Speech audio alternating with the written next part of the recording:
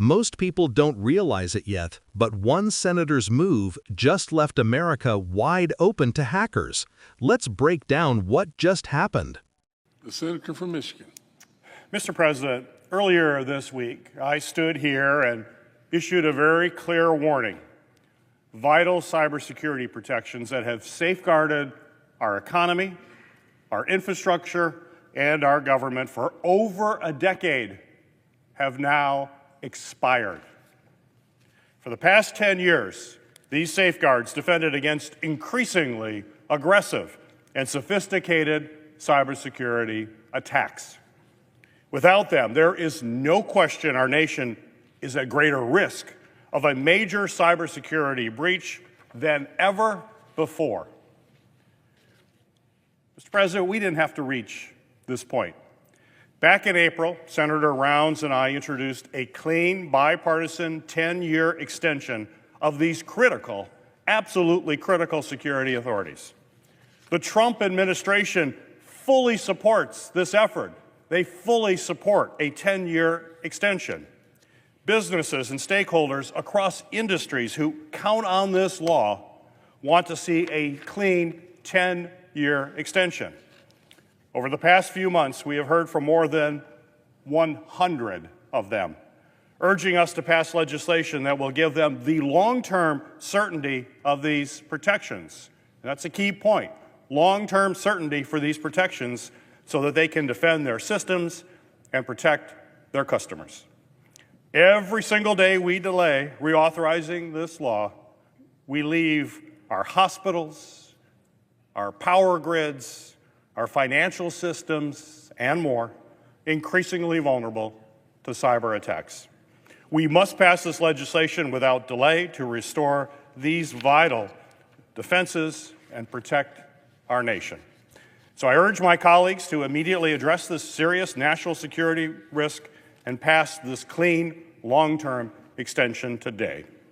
Mr. President, as if in legislative session and notwithstanding Rule 22, I ask unanimous consent that the Committee on Homeland Security and Governmental Affairs be discharged from further consideration of S. 1377 and the Senate proceed to its immediate consideration, that the bill be considered read a third time and passed, and the motion to reconsider be considered made and laid upon the table with no intervening action or debate. Is there objection? Mr. President. The senator from Kentucky. It's good to see that fake outrage is alive and well in the Senate. We've got Democrats coming to the floor worried about the government being shut down, although they're the ones that have shut the government down. Ironically, every Democrat in this body voted for the exact same spending levels that are in this continuing resolution. Last December, these Biden spending levels were put forward by Democrats. Now you have every Democrat that voted for the spending levels now voting against without any rhyme or reason or explanation. So really, to come to the floor and complain about the government shutting down a program when the senator has every ability to vote in a few minutes to open the government back up is quite fake outrage. I object. Mr. President. Objection is heard. Mr. President.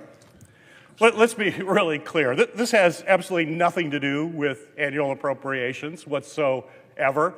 Doesn't have to do with a shutdown. This is a law that expired at the end of the fiscal year to protect our cybersecurity across the country. It's about restoring a law that's been in place for 10 years. It's not about the appropriations process. This is simply about national security. So to use that as an excuse and to put our country at risk is simply unconscionable, given the broad, bipartisan, bicameral support you have in the Senate and in the House, and including the strong support from the Trump administration.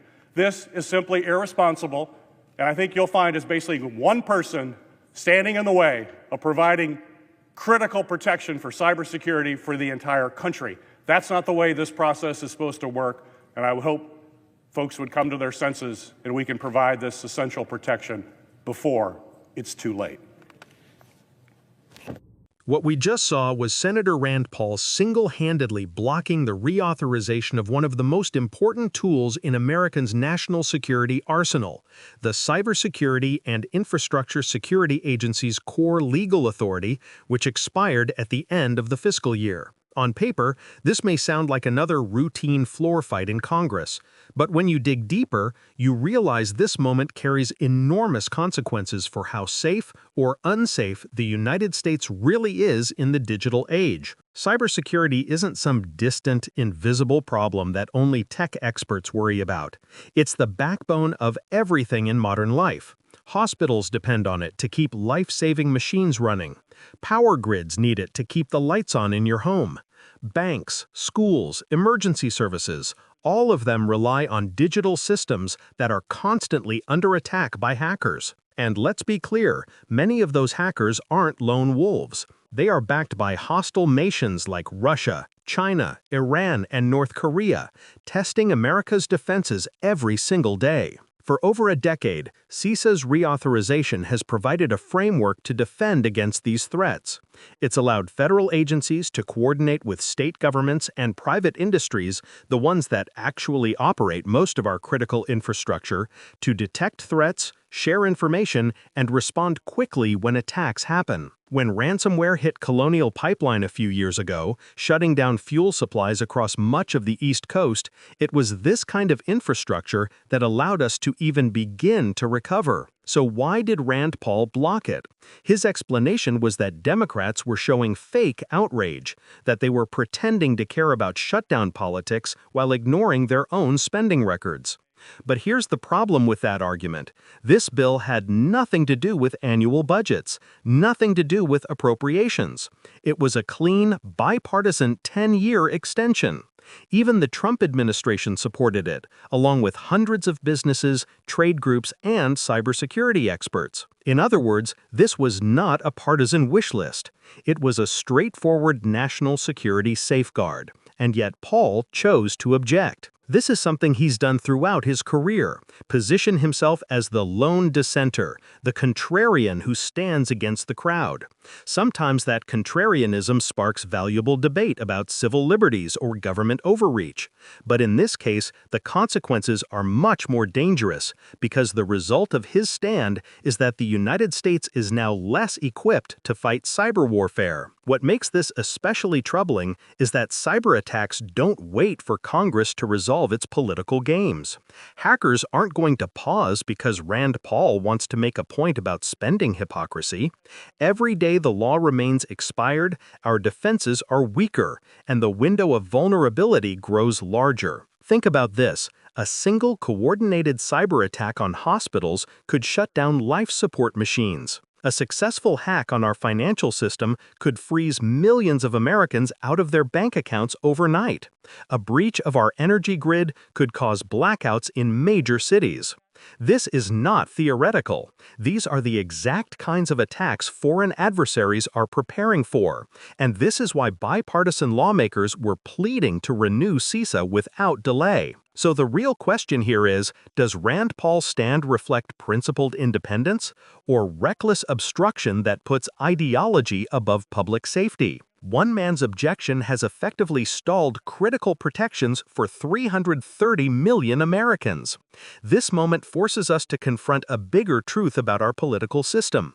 In the Senate, sometimes a single lawmaker can grind national security policy to a halt, and that should make every American think hard about who benefits when Washington plays games with something as serious as cyber defense, because it certainly isn't the American people. If you found this breakdown useful, make sure to like this video, share it with others, and subscribe to Left Lens for more sharp, unfiltered analysis.